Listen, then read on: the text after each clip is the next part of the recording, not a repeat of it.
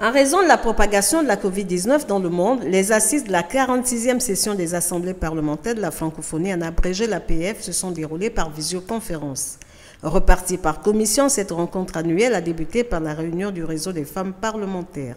Axée sur les violences faites aux femmes, ces travaux ont permis aux élus des différentes sections de débattre et d'échanger d'expériences afin de mettre en place un canevas susceptible de faire avancer cette cause. L'une des participantes apprécie la teneur des sujets développés. J'ai apprécié le rendu de toute la commission et surtout le fait qu'on ait retenu le système des questionnaires.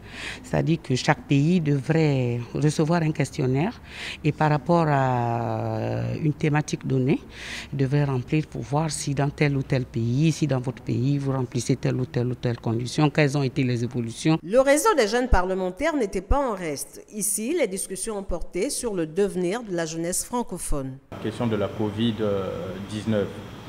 C'est en raison de cela que la section gabonaise vous suggère l'élaboration d'un rapport sur l'impact de la Covid-19 en milieu académique et dans les activités de jeunesse. Le but d'un tel rapport est d'aboutir à la mise en place pour les États qui n'en disposent pas encore et à l'harmonisation pour les autres de politiques spécifiques et adapté en faveur des jeunes en cette période de crise sanitaire et de restrictions. À titre de rappel, le Gabon est inscrit dans la logique de la protection de la femme. On a plusieurs exemples à citer, à l'occurrence les actions menées par la première dame du Gabon, Sylvia Bongo Ondimba.